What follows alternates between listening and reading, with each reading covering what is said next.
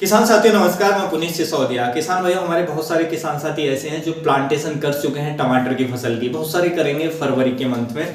और कुछ ऐसे किसान भाई हैं जो मिर्ची की प्लांटेशन कर चुके हैं या करने वाले हैं। और देखिए कुछ किसान भाई ऐसे होते हैं जो अर्ली लेते हैं, जैसे कि हमारा खरबूज की फसल, तरबूज की फसल वो अर्ली लेते हैं, तो बुआई कर चुके हैं पहले से ही या कुछ करेंगे फरवरी के मंथ में।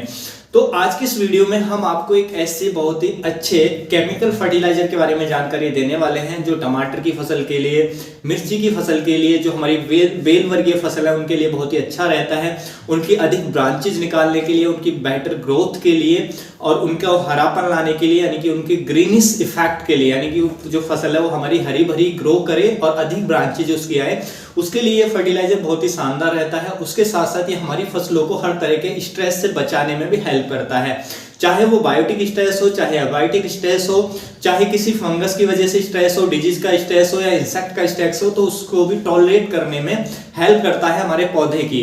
तो ये जो फर्टिलाइजर है बहुत ही शानदार है। हम जो बात कर रहे हैं वो कर रहे हैं अमोनियम सल्फेट खाद के बारे में। और देखिए जिन किसान भाइयों की मिट्टी का पीएच हाई है, ज्यादातर सॉइल हमारे इधर की ऐसी है जिनका पीएच 7 से ऊपर है, तो ऐसी सॉइल के लिए बहुत ही अच्छा फर्टिलाइजर है फसलों में डालने के लिए। देखिए इसके कुछ नेगेटिव पॉइंट्स भी होते हैं कि कुछ किसान भाई ऐसे हैं कि उनको ये उपयोग नहीं करना चाहिए। क्यों नहीं करना चाहिए वो भी समझेंगे, क्योंकि वो उपयोग करेंगे तो हो सकता है उल्टे उनको नुकसान हो, तो वो भी जानना जरूरी है। तो आज की इस वीडियो में हम अमोनियम जो हमारा सल्फेट खाद आता है उसके बारे में डिटेल में समझेंगे कि हमें कौन कौन सी फसलों में कब देना चाहिए, क्या इसके बेनिफिट्स हैं, लाभ हैं हमारी फसलों में, और हमारी सॉइल में भी इसके क्या क्या लाभ होते हैं वो भी समझेंगे।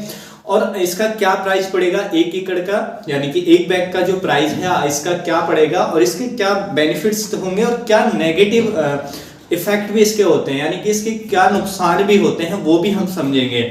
तो वीडियो काफी इन्फॉर्मेटिव होगा, अच्छा लगे लाइक कीजिएगा, ज्यादा से ज्यादा फार्मर तक इसे शेयर कीजिएगा। तो चलिए जानते हैं अमोनियम सल्फेट फर्टिलाइजर के बारे में। तो देखिए सबसे पहले यदि हम अमोनियम सल्फेट खाद के अंदर न्यूट्रिशन वैल्यू की बात करें तो इसके अंदर जो नाइट्रोजन होता है वो होता है अमोनियम फॉर्म में। जी हाँ, नाइट्रोजन होता है अमोनियम फॉर्म में और वो हमें देखने को मिल जाता है 21%। देखिए थोड़ा अलग अलग कंपनियों का थोड़ा जो परसेंटेज है वो थोड़ी घनी ऊपर नीचे भी आपको देखने को मिल सकती है। तो लगभग 21% इसमें नाइट्रोजन होती है जो होती है अमोनियम फॉर्म के अंदर। दूसरा इसमें सल्फर का बहुत अच्छा स्रोत होता है, ये जो अमोनियम सल्फेट होता है, तो सल्फेट फॉर्म में जो इसमें सल्फर है वो भी बहुत अच्छी मात्रा में होती है, यानी कि 24%। तो 24% इसके अंदर सल्फर होती है, 21% इसके अंदर नाइट्रोजन होती है जो होती है अमोनियम फॉर्म में। अब देखिए अमोनियम सल्फेट खाद को कैसे तैयार किया जाता है। तो देखिए अमोनिया की जो हमारा सल्फ्यूरिक एसिड आता है, मैंने सल्फ्यूरिक एसिड के बारे में अपनी एक वीडियो में आपको जानकारी भी दी है कि सल्फ्यूरिक एसिड कितने फायदेमंद होता है।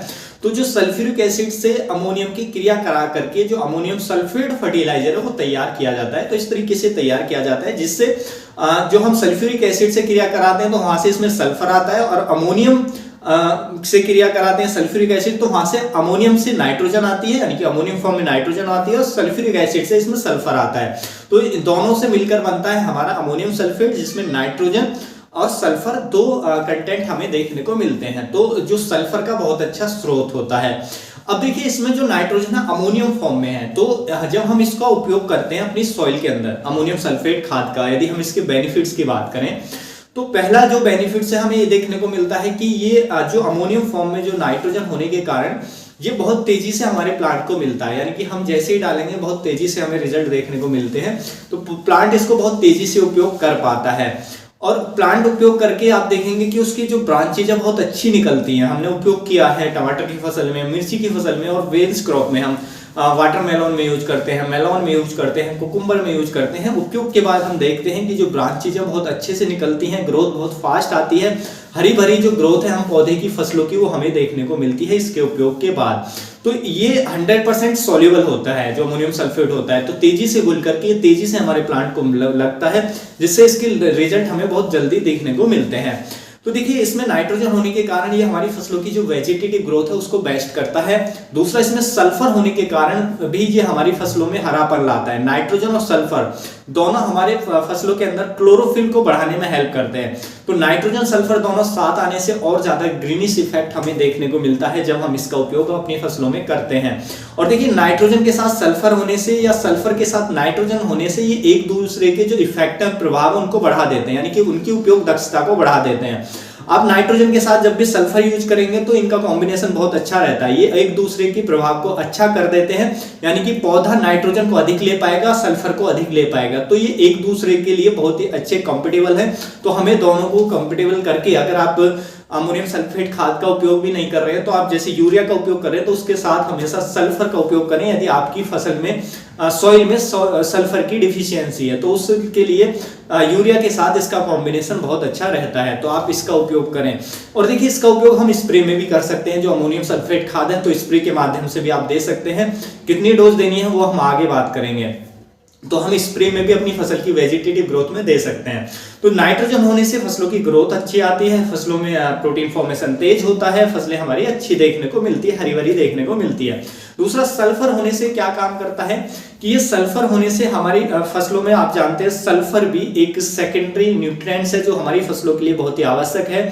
सल्फर जाने से हमारे प्लांट के अंदर, हमारे प्लांट में हर तरह के डिजीज को टॉलरेट करने की क्षमता उसके अंदर डेवलप करती है, हर तरह की स्ट्रेस को टॉलरेट करने की क्षमता हमारे प्लांट के अंदर डेवलप हो जाती है। तो हमारा प्लांट पौधा हरा भरा भी रहता है, सूखे के प्रति हमारा पौधा जो उसमें टॉलरेंस डेवलप हो जाती है। आने वाला समय में टेम्परेचर हाई होगा तो उसके प्रति उसमें टॉलरेट डेवलप हो जाती है प्लांट के अंदर।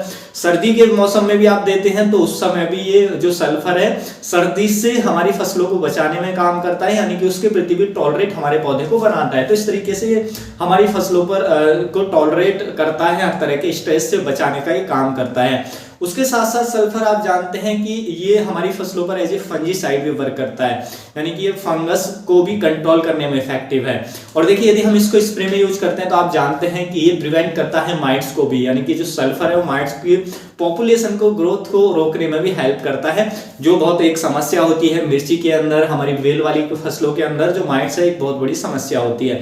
तो इसके बहुत ही अच्छे रिजल्ट हमें देखने को मिलते हैं। उसके साथ साथ यदि हम जमीन की बात करें, अपनी मृदा की बात करें, तो अमोनियम सल्फेट खाद जब हम सॉइल में डालते हैं तो देखिए ये जो है, जब इस खाद में से जो अमोनियम आयन रिलीज होता है तो उसी समय कुछ एसिड्स भी रिलीज होते हैं सॉइल के अंदर। तो जब वो एसिड्स रिलीज होते हैं तो ये क्या काम करता है, हमारी मिट्टी के पीएच को कम करने का काम करता है। तो हमारी जो मिट्टी की समस्या है ज्यादातर वो यही है कि मिट्टी का पीएच हाई है, जिसकी वजह से भी जो हमारी सॉइल के पोषक तत्व हमारे पौधे को नहीं मिल पाते हैं। तो लेकिन जब हम इसको प्लांट्स के पास देते हैं तो वहाँ के ये पीएच को कम करता है, जिससे वहाँ से जो भी पोषक तत्व मिट्टी में वो अवेलेबल फॉर्म में आते हैं और हमारे प्लांट को मिलते हैं। तो पीएच कम होने से जो भी पोषक तत्व हैं वो इजीली हमारे प्लांट्स को मिल पाते हैं, जिससे और भी अच्छी ग्रोथ हमें अपने पौधे की देखने को मिलती है।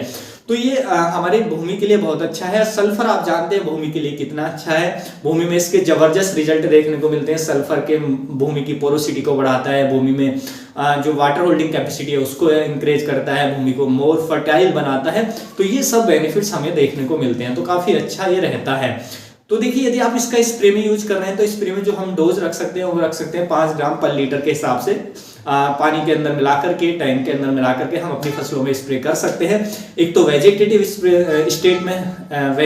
स्टेज में ही हमें इसका स्प्रे लेना चाहिए, क्योंकि इसमें नाइट्रोजन होता है, सल्फर होता है, जो वेजिटेटिव ग्रोथ के लिए बहुत जरूरी होता है। या आपको अपनी फसल के किसी भी स्टेज में नाइट्रोजन की या सल्फर की डिफिशियंसी यानी कि कमी नजर आ रही है तो उस समय आप इसका स्प्रे ले सकते हैं, जिससे वो कमी पूरी जल्दी से दूर हो जाएगी और आपका जो पौधा है वो जल्दी से तेजी से ग्रो करेगा।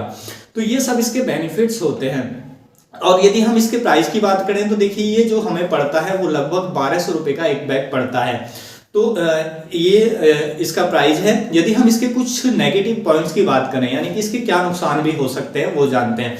देखिए पहला नुकसान कि इसमें जो नाइट्रोजन कंटेंट है वो बहुत कम है, यानी कि वो मात्र 21% है। यदि आपकी सॉइल में पहले से नाइट्रोजन की डिफिशियंसी है तो आप इससे नाइट्रोजन पूरा कर रहे हैं तो वो पूरा नहीं होगा। तो इससे आपकी फसल में नाइट्रोजन की कमी आ सकती है। यदि पहले से आपकी सॉइल में नाइट्रोजन डिफिशिएंट है यानी कि कम है, तो आप इस फर्टिलाइजर को दे रहे हैं तो और ज्यादा कमी होगी, क्योंकि इसमें उतना ज्यादा नाइट्रोजन नहीं है जो आपकी फसलों को में वो नाइट्रोजन की पूर्ति कर सके। तो वहां पे यदि आपकी भूमि के अंदर नाइट्रोजन डिफिशिएंट है पहले से ही, तो आप इस खाद का उपयोग ना करें। कर भी रहे तो फिर कोई नाइट्रोजन फर्टिलाइजर, एनपीके फर्टिलाइजर आप स्प्रे में दें, ताकि जो नाइट्रोजन की पूर्ति है वो हो सके।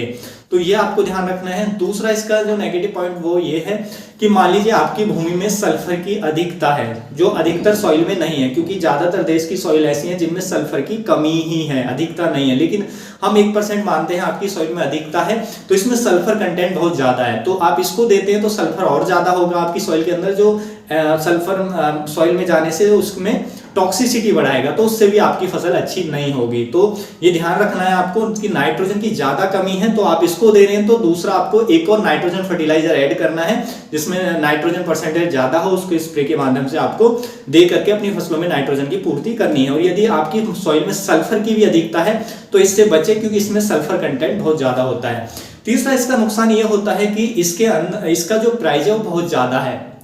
ये हमें एक बैग जो पड़ता है वो 1200 रुपए का पड़ता है, तो प्राइस भी इसका कुछ ज्यादा है। वहीं पर यूरिया की हम बात करें वो मात्र हमें 300 रुपए के आसपास एक बैग यूरिया मिल जाता है, और हम अलग से अगर वो जो हमारा सल्फर है वो ऐड करें तो उसमें भी हमारा 300-400 रुपए का और खर्चा आएगा, 400-500 रुपए का 1 एकड़ का, फिर भी हमें सस्ते में पड़ता है। लेकिन उधर क्या है कि यूरिया हमारी सॉइल के पीएच को बढ़ाने का काम करता है, तो ये हमारी सॉइल के पीएच को घटाने का काम करता है, इसलिए थोड़ा सा पैसा भी ज्यादा जा रहा है, दिक्कत नहीं है। लेकिन इसके जो रिजल्ट है वो हाई पीएच सॉइल में बहुत अच्छे आते हैं और फसलों में अधिक ब्रांचेज निकालने के लिए बेहतर रहता है।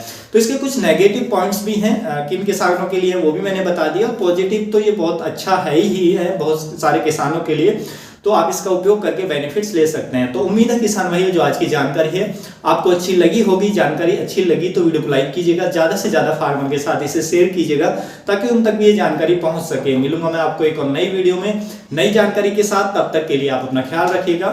धन्यवाद।